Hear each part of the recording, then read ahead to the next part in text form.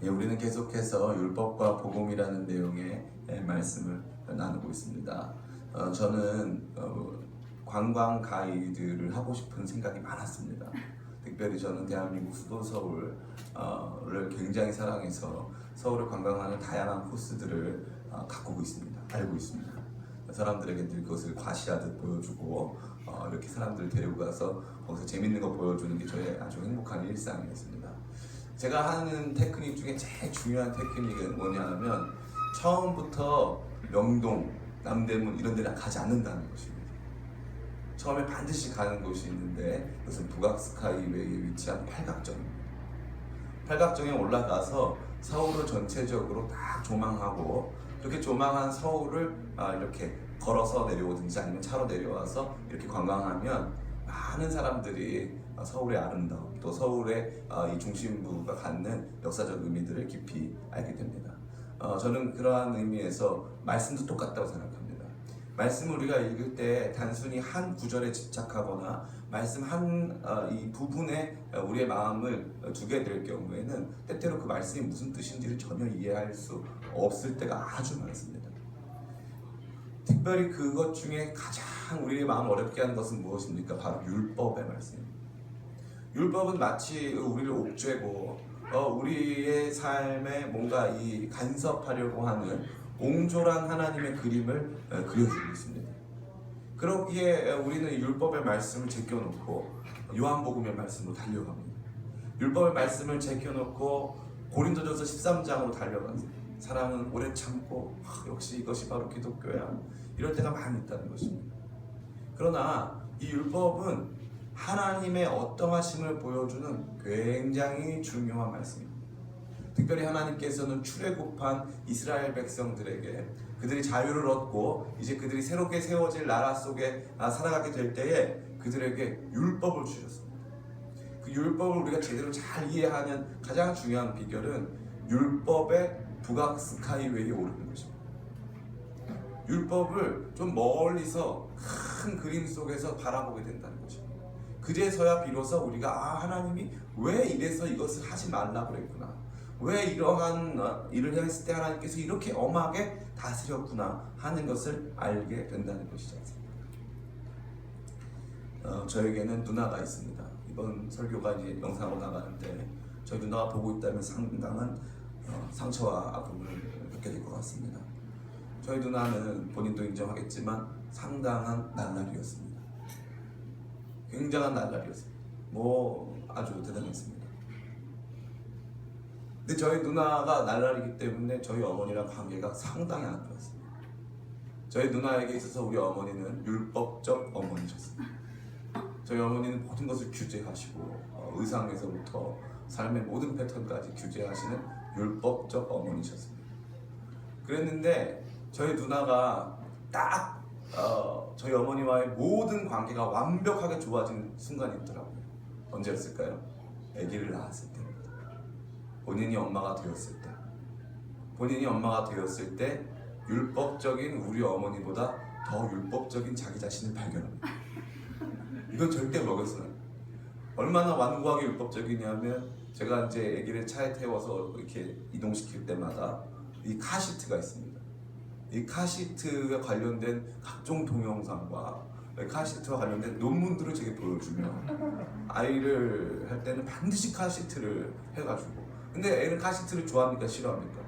엄청나게 싫어합니다. 아이는 카시트에 타는 순간 왜 나를 어디로 끌고 가느냐 이 납치범들아 이런 느낌으로 아이는 카시트를 싫어합니다. 아이에게 카시트는 율법입니다. 아이에게 이 카시트는 굉장히 그를 불편하게 만드는 것이고 그는 자유를 구가하며 운전석에 가서 핸들을 잡고 싶습니다. 아이는. 그런데 엄마는 절대 허락하지 않습니다. 그것을 언제 알 수 있습니까? 어머니가 되었을 때.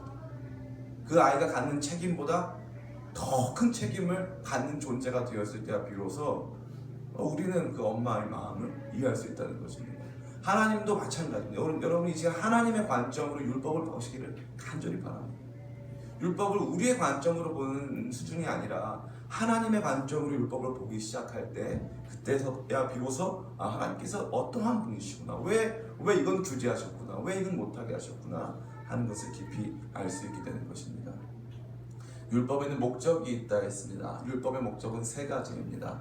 율법의 세 가지 목적은 출애굽기 19장 6절에 잘 나와 있습니다. 율법의 세 가지 목적은 첫 번째는 우리로 하나님의 소유가 되게 하는 것입니다. 두 번째로는 제사장 나라가 되게 하는 것입니다. 세 번째는 이 거룩한 백성이 되게 하는 것입니다. 율법의 세 가지 비전이 있습니다. 우리를 하나님의 소유, 하나님과 같이 교제하고 하나님과 같이 어떻게 살아가고 하나님의 인도하심을 받고 하나님을 어떻게 예배할 것인가, 하나님과의 적절한 관계가 되는 하나님의 소유, 다시 말해 하나님과 결혼하게 되는 것, 하나님과 특별한 관계를 갖게 되는 그런 사이가 되는 것에 대하여서 하나님께서는 그것을 위하여 율법을 주셨습니다.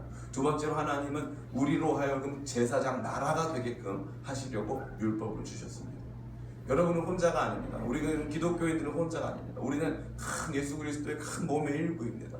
그렇기 때문에 우리가 살아가는 삶의 방식은 하나의 국가로서 우리가 어떠한 법을 가지고 있는가, 우리가 누구인가, 우리는 어떠한 사람들인가, 우리는 어떠한 것을 죄라고 생각하고 어떠한 것을 의롭고 멋있는 일이라고 생각하는가에 대한 분명한 기준을, 멋있고 아름다운 기준을 갖게 된다는 것입니다. 세 번째로는 우리는 거룩한 백성이 되는 것이 하나님의 율법을 주신 비전이라는 것입니다. 여러분이 방종하고 여러분 마음대로 살아가면서 이 죄악을 저지르는 것을 하나님을 기쁘시게 할 수 없습니다. 하나님께서는 이 율법을 준수함으로써 우리가 거룩한 백성이 될 수 있도록 이 율법의 규정들을 저와 여러분에게 주신 것입니다. 이것이 바로 여러분이 아무도 기억 못하시겠지만 첫 번째 때 나눴던 내용입니다. 지난주에는 우리 율법의 외형적인 구조에 대해 생각해봤습니다. 율법은 십계명이라고 하는 이 계명으로 압축됩니다. 십계명으로 압축되는 이 율법 전체의 조항들은 다시 두 가지로 압축되는데, 하나는 하나님 사랑, 하나는 이웃 사랑. 하나님 사랑과 이웃 사랑이라고 하는 굉장히 중요한 두 가지 틀이 이 율법의 틀이라는 것입니다. 하나님 사랑은 어떻게 해야 됩니까? 신명기 6장에 나와 있습니다. 마음과 뜻과 힘을 다하여 주 너의 하나님을 사랑하라. 이웃 사랑은 어떻게 해야 합니까? 내 이웃을 내 몸같이 사랑하라. 그러니까 이 하나님 사랑의 법칙은 최선입니다. 최선을 다해서 하나님께 사랑을 올려드려야 된다는 것입니다. 이웃 사랑의 법칙은 내 몸같이라는 법칙입니다. 다시 말해 저 사람이 나라면 어떨까라는 기준을 갖는 것입니다. 그러니까 이 율법에서 주는 이 핵심적인 구조는 하나님 사랑, 이웃 사랑인데, 하나님 사랑은 최선을 다해서, 이웃 사랑은 내 몸과 같이라는 것입니다. 그래서 우리가 종종 오해하는 눈에는 눈, 이에는 이라고 하는 다소 잔혹해 보이는 이 정의의 어떤 이 기준은 실상은 내 눈이 아픈 만큼 저 사람 눈도 아프겠다. 내 귀가 아픈 만큼 내가 저 사람 귀를 때리면 저 사람 귀도 아프겠다. 내가 이 물건을 두둑 맞으면 아픈 것처럼 저 사람도 그런 아픔이 있겠다 하는 정확한 이 내 몸과 같이 남을 생각할 수 있는 그 정확한 기준을 하나님께서 주셨다는 것입니다. 그리고 이러한 모든 것들을 하나님께서 이 십계명의 말씀에 주실 때에 저와 여러분을 놀라게 하는 부분은 바로 무엇이었습니까? 하나님은 단순히 우리의 행위를 규제하시는 분이 아니라 너는 내 이웃의 아내나 소유를 탐내지 말라라고 하는, 이 세상에서는 볼 수 없는 법 아닙니까? 헌법 제21조 22항에 막 갑자기 누가 외우고 있었고 그런 외우지 마세요. 그냥 예를 든 겁니다. 거기에 옆 사람의 물건을 탐하면 징역 1년 이런 법은 없습니다.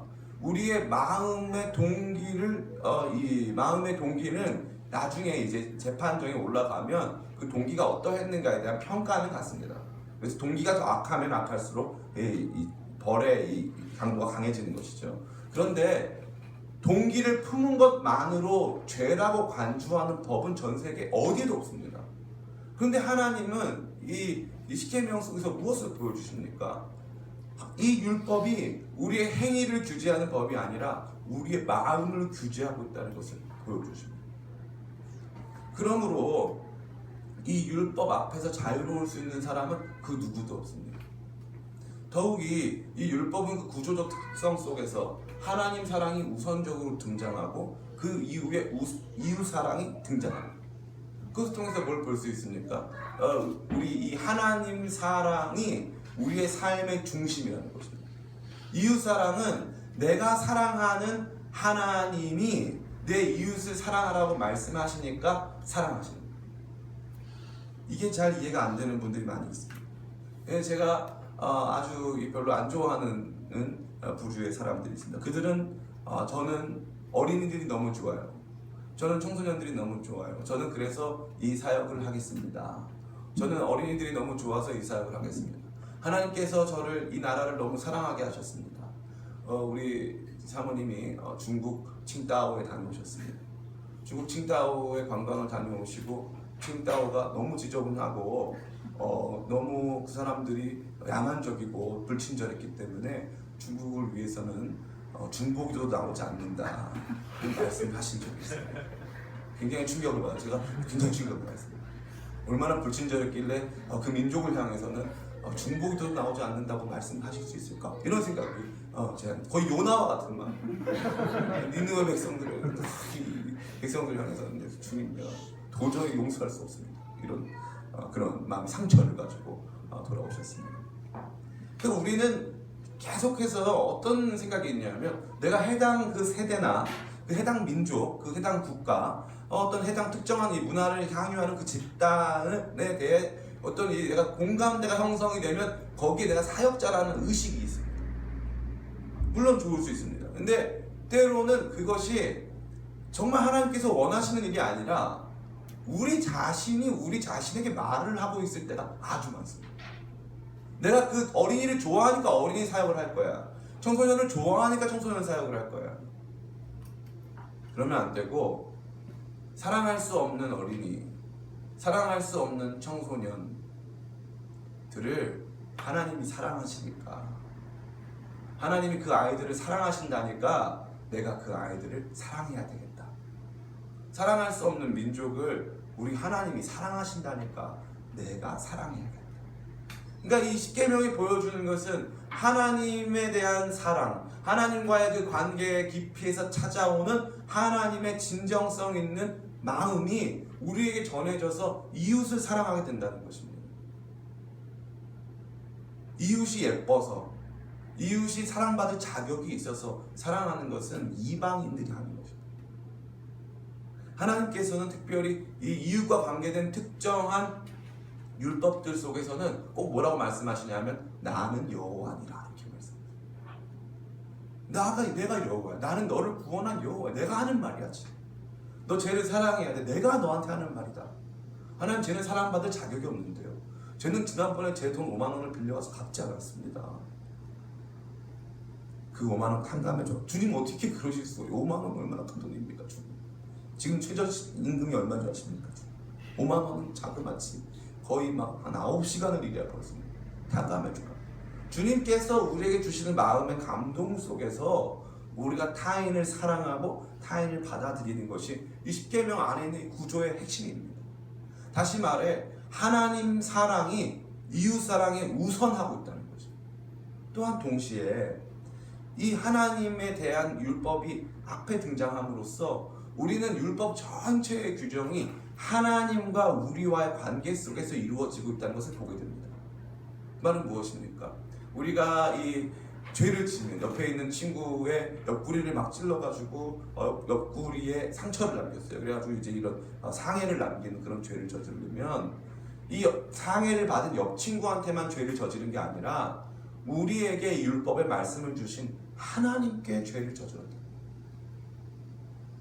우리는 가끔 이 흉악범들이 아주 완고한 태도를 보이고 있는 것을 볼 때가 있습니다. 완고한 태도를 보이고 있는 흉악범들에게 이제 만약 상상을 해보는 거예요, 여러분. 그 흉악범을 엄마가 찾아갑니다. 엄마가 찾아가서 이놈 자식아 왜 그런 일을 했어? 이렇게 말하면 이 흉악범가 뭐라고 말합니까? 엄마 미안해. 근데 왜 엄마한테 미안하죠?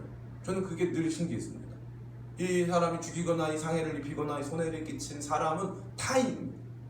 타인에게 미안해야죠. 왜 엄마한테 미안합니까? 왜 엄마 앞에서 그 부끄러운 모습입니까? 이 세상에서 우리가 엄마와 부모와 우리와 갖는 그 관계 속에서 부모가 우리를 향한 기대를 가지고 우리를 규제해오고 우리에게 바른 길을 제시해왔습니다. 그러나 내가 옆 사람을 이 상해를 가하고 그의 이 생명이나 재산에 큰 피해를 가하게 되는 것은 그 부모가 결코 원하지 않는 것이었기 때문에 내가 그것을 행할 때에 이 부모가 심각하게 상처받을 것이 느껴지기 때문에. 그러니까 여러분이 죄를 짓는다는 것은 법규를 위반하는 게 아니라 하나님의 마음을 아프게 한다는 거죠. 그 하나님의 마음에 상심을 준다는 거죠. 여러분 가끔 혹시 그런 우리 경찰 아저씨 본 적 있는지 모르겠습니다. 우리 혹시 안전벨트를 안 하고 아니 혹은 뭐 신호 위반을 할 때가 종종 있지 않습니까? 저만인가요? 신호 위반을 했습니다. 신호 위반을 딱 하고 경찰관 아저씨가 딱 서 있습니다. 뭐라고 합니까? 네, 신호 위반 하셨습니다. 면허증 주세요. 그래서 면허증을 주면서 우리 뭐라고 합니까? 한 번만 봐주세요. 그럼 아저씨가 싼 걸로 끊어드릴게요. 그래가지고 이렇게 해가지고 합의를 이루고 이제 갑니다. 이게 우리의 어떤 삶의 패턴입니다. 근데 갑자기 상상해 보시기 바랍니다. 여러분이 신호 위반을 했습니다. 경찰관 아저씨가 울면서 찾아옵니다. 저기요, 죄송한데요. 신호 위반을 하시면 어떡해? 그러다가 사고라도 나면 어쩔 뻔했어요. 다시는 그러지 마세요. 그러는 경찰 아저씨 보신 적 있습니까? 큰일 납니다. 위험해요. 이러는 아저씨 본 적 없습니다. 우리는 울면서 감수성이 너무 충만하셔가지고 그런 분 본 적 없습니다. 근데 만약에 그 순경 이 경찰관이 우리 아버지 어머니였다면 너 뭐 하는 거야 지금? 너 신호위반 엄청 위험한 거야. 속상해하죠. 그러면은 우리가 그 아저씨가 울면서 찾아와서 신호위반 하셨습니다. 그러면은 아저씨 왜 그러세요? 왜 신호위반 한 번만 주고 이렇게 울고 그러세요? 울지 마세요. 앞으로 잘할게요. 이렇게 하면 넘어갈 텐데 엄마가 와가지고 봤더니 엄마가 숨었다가 와가지고 신호위반 했다고 너 그러면 안 된다고 그러면 엄마 미안해. 내가 바빠서 그랬어. 그러는 거예요.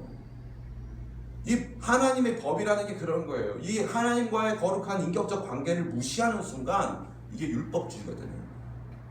지켰느냐 못 지켰느냐에 막 생명을 거느게 돼버리는 거예요. 그러면 벌칙금 낸다는 벌칙금 내고 뭐 그러면 그냥 자유해지는 거예요. 얼마나 안타까운 건지 모르겠습니다.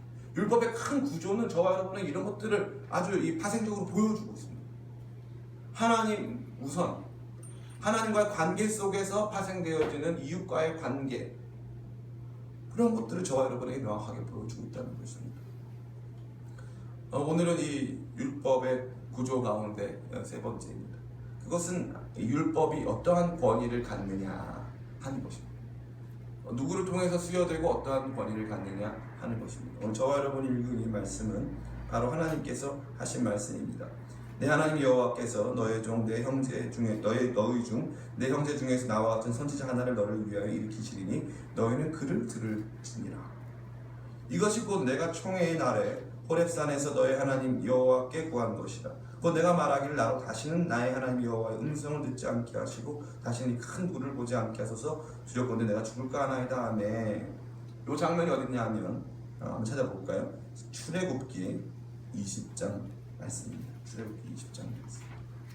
20장 우리 18절 19절 말씀입니다. 여러분이 가지신 성경으로 찾아서 읽으시면 참 은혜가 많이 됩니다. 제가 목소리가 안 좋은 것은 집회에 참석하고 돌아왔기 때문에 그렇습니다. 여러분 많이 양해해 주시기 바랍니다. 출애굽기 20장 18절 19절 같이 한번 읽겠습니다. 시작.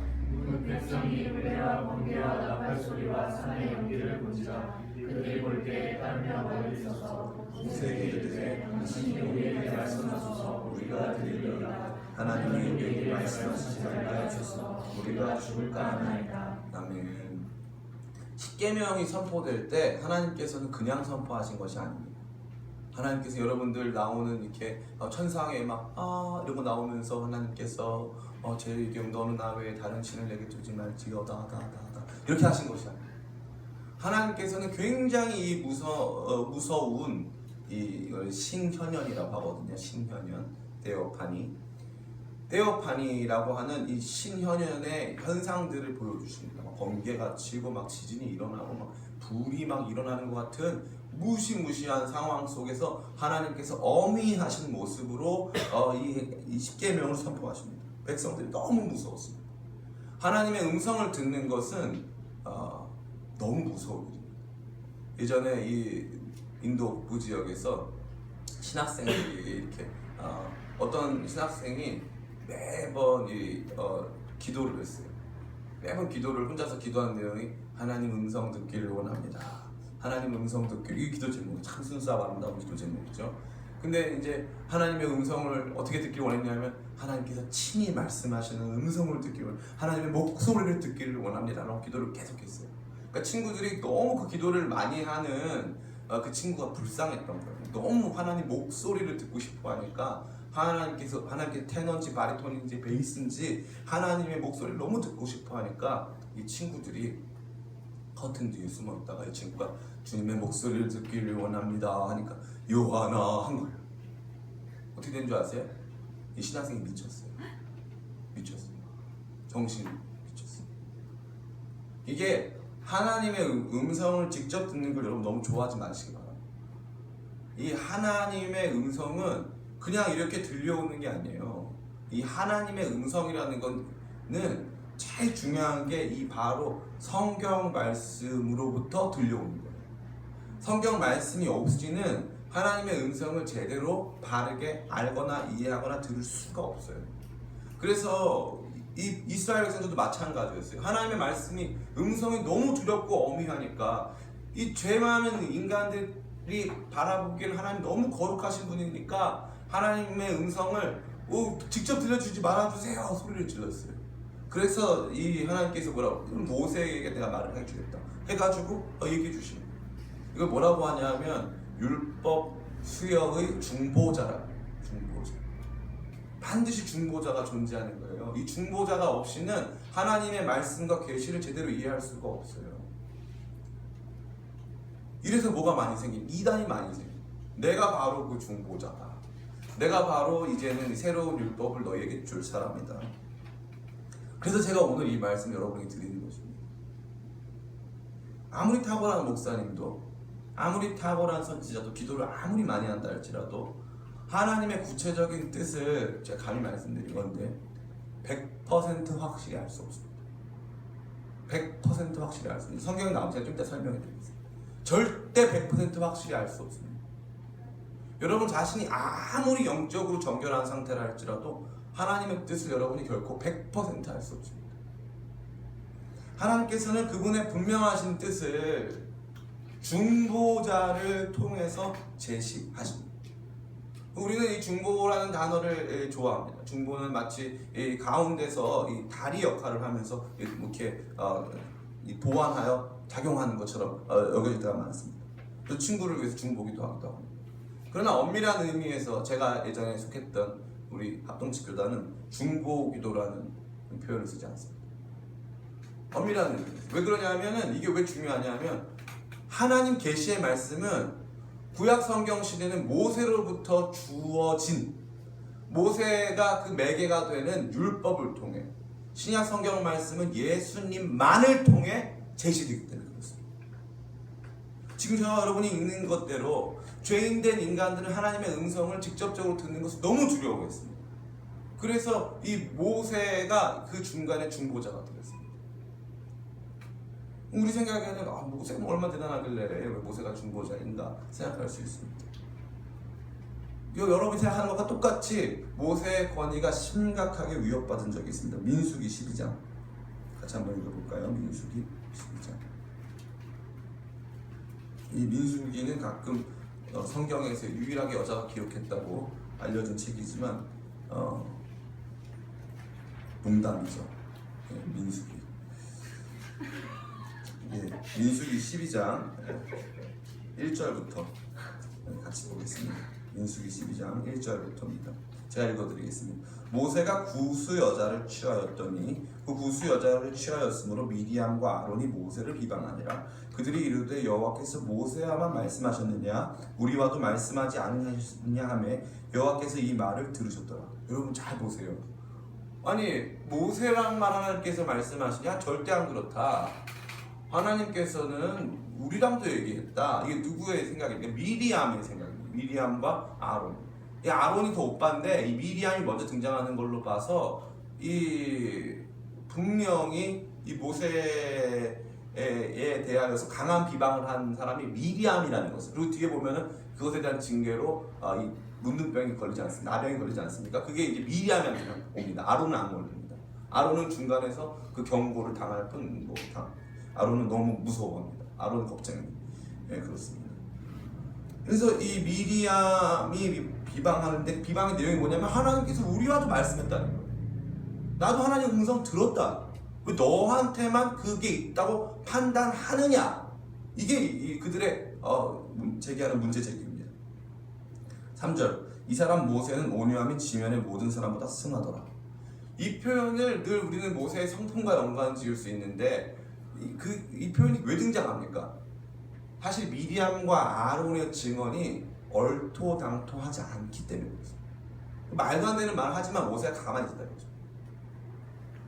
야 누나 너무 미리암이 모세 누나 아닙니까? 누나 너무 그렇게 오버하지 마. 이거 지금 나 하나님한테 사명 받았어. 이거 위험해. 나 구약 성경 내가 써야 돼. 나 힘들어. 이게 모세가 이렇게 얘기해 줘야 되잖아요. 그리고 누나 하나님 나랑 특별하게 몇 번 만나고 누나 봤잖아 그때. 거기 내가 회막에서 하나님 만났어. 내가 얼굴에서 하나님 영광 나타나는 거 봤잖아. 하나님 나랑 특별하게 말씀하셔. 얼마든지 모세가 할 말이 많습니다. 누나들은 늘 남동생들을 괴롭히고 이렇게 힘들게 하는 특기와 취미를 갖고 있습니다. 이 모세가 아무 말도 하지 않는 거예요. 그러니까 이 모세가 이 온유함이라는 건 이 비방에 대한 이 비난에 대해서 모세가 참았다는 것입니다. 모세는 자기 권위를 주장하지 않았어요. 4절에 여호와께서 갑자기 모세와 아론과 미리암에 이르시되 너희 3인은 회막으로 나오라 하시니 그 3인이 나아가매 여호와께서 구름 기둥 가운데 강림하사 친히 오셨어요. 장막문에 서시고 주님 서셨습니다.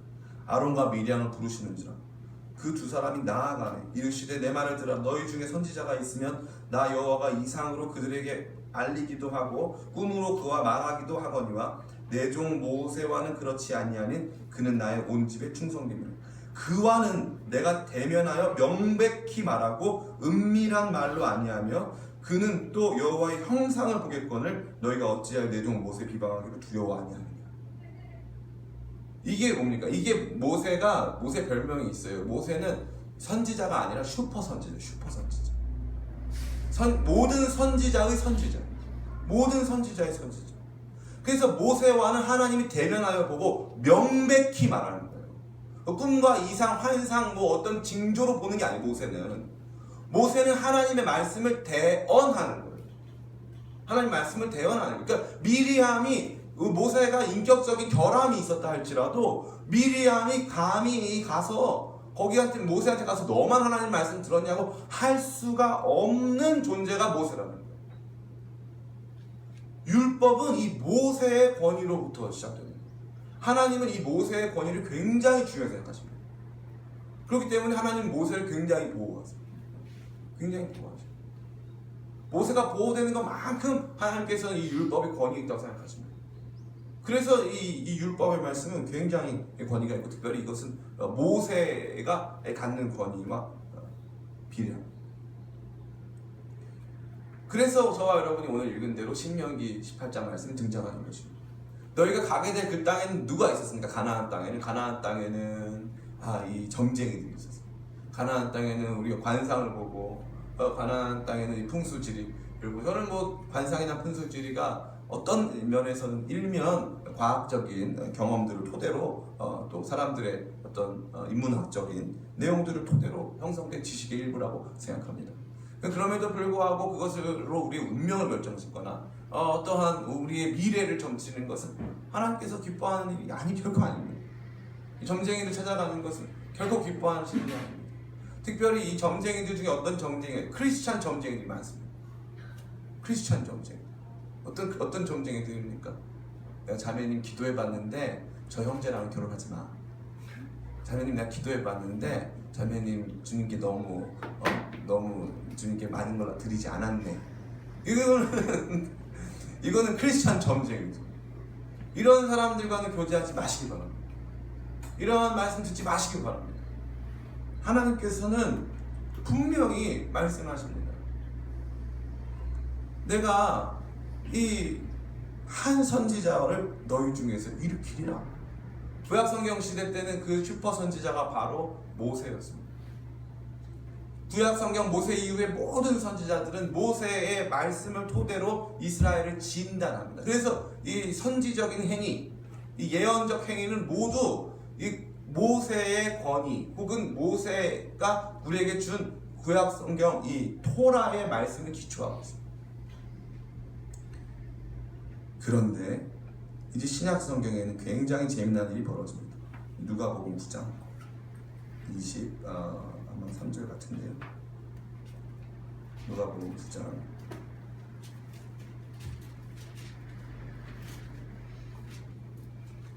누가복음 23절 아니군요. 누가복음 9장 28절 제가 읽어드리겠습니다. 이 말씀을 하신 후에 8일쯤 되어 예수께서 베드로와 요한과 야고보를 데리시고 기도하시러 산에 올라가사 기도하실 때 용모가 변화되고 그 옷이 휘어져 광채가 나더라. 문득 두 사람이 예수와 함께 말하니 이는 모세와 엘리야라. 영광 중에 나타나서 장차 예수께서 예루살렘에서 별세하실 것을 말씀하시되 베드로와 및 함께 있는 자들이 고나여 졸다가 아주 깨어 예수의 영광과 및 함께 선 두 사람을 보더니 두 사람이 떠날 때에 베드로가 예수께 여짜오되 주여 우리가 여기에 있는 것이 옳사오니 우리가 초막 셋을 짓되 하나는 주를 위하여 하나는 모세를 위하여 하나는 엘리야를 위하여 하사이다 하되 자기 하는 말을 자기도 알지 못하더라. 이 말할 즈음에 구름이 와서 저희를 덮는지라. 구름 속으로 들어갈 때 저희가 무서워하더니 구름 속에서 소리가 나서 가로되 이는 나의 아들 곧 택함을 받은 자니 너희는 저의 말을 들으라 하고. 아멘. 이 저의 말을 들으라가 어디 나왔어요 여러분? 신명기 어디 나왔습니까? 오늘 읽었지 않습니까 여러분? 잘 안 읽으셨죠? 예.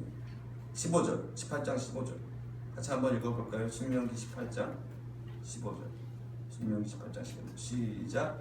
내 하나님 여호와께서 너희 중 같은 선지자 하나를 너희를 위해 너희는 그를 들으시. 아멘. 이게 누굽니까? 바로 이게 바로 예수 그리스도입니다. 신명기에서 너희 형제들 중에서 너와 같은 선지자 한 사람을 일으킨다고 했어요. 그래서 예수님께서 가이사랴 빌립보 지방에서 사람들이 나에 대해서 누구라고 하느냐 그러면 어떤 사람은 예수님을 선지자라고 합니다. 할 때 그 선지자가 그냥 prophet 한 게 아니라 이 선지자가 뭐냐면은 바로 the prophet. 그게 무슨 뜻이냐면 바로 그 선지자라. 바로 그 선지자는 누구예요? 신명기 18장 15절에 하나님께서 보내시기로 했던 바로 그 선지자라고 합니다. 그러니까 우리는 여기에 큰 관심이 없습니다. 왜? 우리 신앙생활은 지극히 우리 자기중심적이기 때문에. 근데 하나님께서 분명히 말씀하십니다. 예수님은 어떤 사람입니까? 예수님 어떤 존재십니까? 예수님은 바로 신명기 18장 15절에 예언된 그 메시아, 그 선지자가 되는 것입니다. 우리가 말씀을 들어야 되는 대상은 누굽니까? 바로 그 예수님. 그리고 나서 신약 성경에 그 예수님이 아닌 다른 사람의 말씀을 듣는 것으로 다른 선지자를 보내주신다고 하는 것은 요한복음 14장에서부터 16장에 나타나는 보혜사 성령밖에 없습니다. 보혜사 성령. 근데 보혜사 성령님은 영이십니다. 영. 그분은 육신이 없어요. 보혜사 성령은 육신이 없습니다. 근데 오늘 스스로가 보혜사라고 주장하고 스스로가 이 성령이라고 주장하는 사람들이 상당히 많습니다. 대한민국에 본인이 예수라고 생각하는 사람들도 대략 한 40명 가까이 됩니다. 내가 예수님이야 이런 사람, 내가 부활, 재림 예수야 하는 사람들이 40명 있어요. 그들을 모아놓으면 한 개의 반을 이룰 수 있습니다. 그들과 함께 수업을 하고 싶습니다. 본인이 성령님이라고 주장하는 사람들이 굉장히 많습니다. 왜 그렇습니까? 그것은 바로 예수 그리스도가 갖는 그분의 말씀이 갖는 권위를 우리가 마치 미리암과 아론처럼 여길 때가 많다는 거죠. 뭐 예수님의 말씀입니다. 그러면 사람들이 별로 귀 기울이지 않습니다. 그래서 어떤 목사님이 간증 좀 하다가 하나님께서 그렇게 말씀하신다는 것입니다. 그러면은 막 사람들이 막 감동을 받습니다. 사람의 말 듣기를 좋아합니다. 사람은 그렇습니다. 사람은 사람 말 듣는 것을 그렇게 좋아합니다. 사람들은 무엇을 싫어합니까? 하나님 말씀 듣기를 싫어합니다. 하나님 말씀 듣기를 싫어합니다. 성경 말씀은 하나님 말씀. 때때로 어떤 사람들은 이 성경 말씀을 하나님의 연애 편지라고 생각하는 사람들이 있습니다. 나를 사랑하신다는 연애 편지. 여러분 생각해 봅시다. 연애 편지가 66권으로 구성되어 있습니다. 여러분 남자친구와 연애 편지가 66권으로 구성됐어요. 앞에 5경은 율법 관련되어 있습니다. 너는 이거 사지 말라. 여자친구한테 너는 이런 옷을 입지 말라. 너는 몇 시까지 귀가하라 할지어다. 너는 뭐 아침에 몇 시에 일어날지어다. 뭐 규정이 있어요. 5권. 이거를 연애 편지로 받아들일 수 있는 사람이 과연 있을까요? 아주 쉽고 재밌고 단순합니까? 우리가 너무 지나치게 성경에 하나님께서 우리를 사랑하신다는 이야기가 적혀있다는 것만으로 성경의 모든 얘기를 너무 지나치게 압축해서 단순화시킬 때가 많이 있어요. 성경은 우리가 알아가야 하는 하나님에 대한 이야기입니다. 우리가 그분에 대해서 깊이 알아가야 하는 이야기입니다.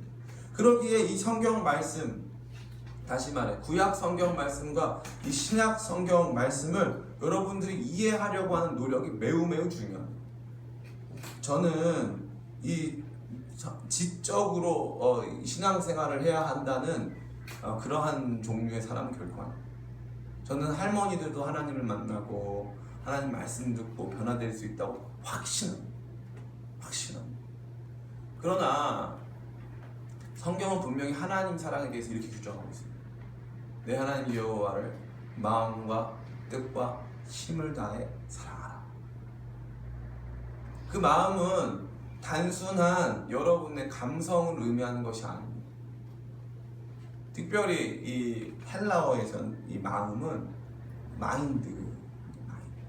마인드는 여러분의 심상이 아니에요. 이 마인드는 여러분의 합리적 지성입니다. 이 말씀을 알아가고 배워가고자 하는데 여러분의 합리적 지성을 다 소비해야 합니다. 그러한 노력들이 우리 가운데 부족해지면 부족해질수록 우리의 신앙은 궁핍해집니다. 우리가 하나님을 알아가는 깊이는 얕아집니다. 그렇다 보면 나중에 누가 와가지고 여러분의 구원을 흔들면 금방 흔들립니다. 하나님 사랑도 금방 흔들립니다. 하나님 말씀을 깊이 알게 되고 이해하게 되면 성령께서 그 말씀을 사용하시거든요.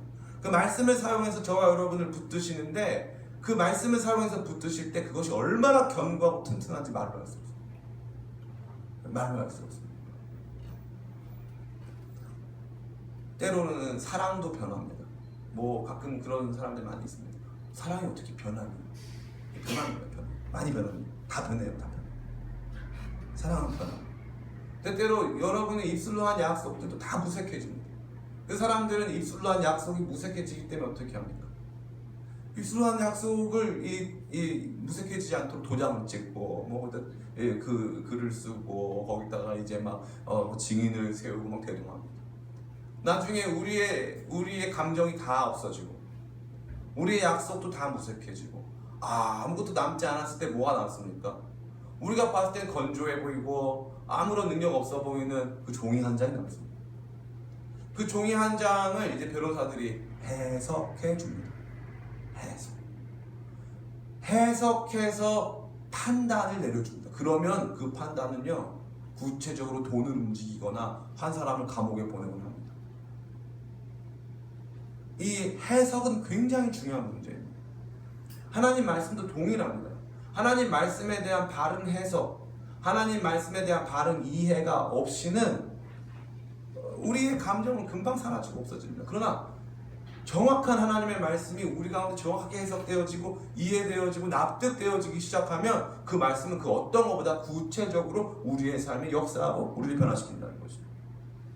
그러한 가운데 있는 가장 중요한 것은 예수 그리스도의 계시의 중보자, 유일한 계시의 중보자 되심입니다. 예수님이 아니시고는 우리에게 다 성경 말씀을 다르게 해석해 주거나 적용해 주거나 들려주실 분이 없다는 사실입니다. 오늘날 이 이단으로 고통받는 사람들이 얼마나 많습니까? 그 왜 그런 줄 아십니까? 이 이단들의 특징이 뭐냐면 이 구약 성경과 신약 성경의 연속성과 불연속성을 이해하지 못하기 때문인 거죠. 얼마 전에 저 이 브라운스톤 아파트 앞에 이 우리 여호와 증인 형제들이 자매들이 나와가지고 포교 활동을 하는 것을 본 적이 있습니다. 여호와 증인은 지금도 안식일을 지키지 않습니까? 그들은 지금도 이 예수님의 이 신성을 부정하지 않습니다. 그들은 하나님 말씀을 받아들이지 않습니다. 신약 성경도 인정하지만 하나님 말씀을 받아들이지 않습니다. 자의적으로 해석합니다. 이 자의적 해석이 반드시 안 좋은 결과로 여러분을 이어가게 합니다. 모세의 권위, 예수 그리스도의 권위, 예수 그리스도를 계승하는 사도적 권위, 그 사도적 권위를 계승하는 이 목회자들의 권위. 제가 뭐 제 권위를 세우려고 말씀드리는 것이 아닙니다. 성경 말씀을 그 권위의 체계 아래서 비춰주고 해석하는 신앙이 참된 신앙. 미리암처럼 나도 하나님 말씀 들었어. 너만 듣는 거 아니야? 이러는 순간, 그러는 순간 하나님께서는 말씀하십니다. 너는 들었겠지만 모세는 날 봤어. 너는 꿈과 이상을 대충 어떻게 느꼈겠지만 나는 모세한테 명백히 말했어. 그리고 나서 뭐라 하십니까? 변화산상에서 제자들 앞에서 예수님의 말씀을 들어라. 너희 중에 모세와 같은 한 선지자가 일어나리니 그게 바로 내 아들 예수. 모세는 온 집안, 히브리서 3장에 나의 온 집에서 충성한 종이었지만 예수는 내 아들이다. 그러니까 예수님의 말씀을 들어라. 그리고 그 예수님의 권위 아래서 예수님께서 말씀하신 그 내용을 해석해주고 오늘 우리에게 바르게 적용해주는 이 과정을 알아야 합니다. 율법은 바로 이러한 권위 아래서 그 능력과 의미를 갖는다는 거죠. 사랑하는 성도 여러분, 저는 많이 욕을 먹습니다. 전도사님은 너무 적용점이 없어. 일주일 동안 우리는 어떻게 살아야 되는지를 잘 말씀을 안 해주시더라고. 이런 평가를 많이 듣습니다. 너무 빠른 적용은 좋지 않습니다. 제가 가끔 사람들한테 일을 시킬 때가 있습니다. 일로 와봐. 이것 좀 하고 저것 좀 해. 일을 좀 시킬 때가 있어요. 그럼 사람들이 제 말이 끝나기 전에 그거요. 제가 알고 있습니다. 그거요. 제가 알고 있습니다. 제가 말하라. 잠깐 그게 아니라 제가 알고 있습니다. 답답합니까? 안 답답합니까? 답답합니다. 나는 다 말이 끝나지 않았습니다. 이래저래 이래해서 이렇게 해줬으면 좋겠어 라고 말하고 싶은데 이 사람은 지레짐작으로 너무 빨리 나 적용점을 달라 이거예요. 나는 빨리 일하게 달라 이거죠. 또 한 가지 감히 말씀드리는 것, 적용점을 드리면 여러분 다시 시작하십니까? 적용점 드리면 막 기록했다가 막 일주일간 실천 선언 만들고 막 실천할 수 있는 막 구체적인 내용들을 만드시는 절대 그렇지 않습니다. 설교는 적용이 중요하지만 그보다 더 중요한 것은 해석입니다. 오늘 저와 여러분들이 같이 모여서 하나님 말씀 같이 봤습니다. 하나님 말씀 같이 보고 그것을 이해하고 깨닫고 그 체계가 여러분 안에 내면화되는 것입니다. 모세의 권위, 그 권위를 능가하는 예수님의 권위, 그 권위는 완성된 권위, 그 권위의 빛 아래서 오늘 목양사역하는 목회자들의 권위. 그럼 목회자들의 권위는 어디에 있습니까? 그 목회자 됨 그 자체에 있습니까? 전혀 그렇지 않습니다. 목회자들의 권위는 그가 하나님의 말씀, 다시 말해서 예수님으로 말미암아 완전히 성취된 예수님의 권위로 완전히 성취된 하나님 말씀에 얼마나 기대고 있는가의 그 권위가 있습니다. 그의 학식이나 그의 외모나 할렐루야 감사합니다. 그 외모나 그런 데에 권위가 있지 않습니다. 예수 그리스도의 말씀을 얼만큼 이 통합적으로 얼만큼 세밀하고 확실하게 증거하고 해석해내는가, 거기에 목사들의 권위가 있다는 것입니다. 여러분들이 그것을 잘 이해하시길 간절히 축원합니다. 그리하여서 여러분들이 이 잘못된 선지자들에게 꼬임받고 이 잘못된 사람들 속에서 살지 않게 되길 간절히 바랍니다. 이단 가운데 빠지지 않게 되기를 간절히 바랍니다. 혹시 이단이 찾아와서 여러분에게 얘기하거든 먼저 저를 좀 만나라고 좀 가서 권면해 주시기 간절히 바라겠습니다. 제가 빠지는 경우도 있을 수 있겠네요. 그러나 저를 너무 보호하려고 하지 마시기 바랍니다. 그래서 저한테 상담을 좀 맡겨주시고 여러분들은 절대 이단에 빠지지 않고 우리 교회가 굉장히 건전합니다. 굉장히 건전합니다. 이 하나님의 말씀에 굳건히 붙들고 있습니다. 그 어떤 교회보다 우리 교회가 하나님 말씀에 완전히 사로잡혀 있습니다. 여러분 이 말씀 중심의 교회 다니시길 바랍니다. 그 교회가 바로 기쁨의 교회. 다니시길 바랍니다. 여러분 은혜 가운데서 그런 것들을 붙드시길 간절히 바라겠습니다. 우리 성도 여러분 한 사람 한 사람 정말로 우리의 참된 선지자 되신 예수님의 권위 아래서 그 말씀을 깊이 있게 받아들임으로 말미암아 하나님의 기쁘신 뜻을 매일매일 깨달아가는 저와 여러분 되시기를 예수님의 이름으로 축원합니다.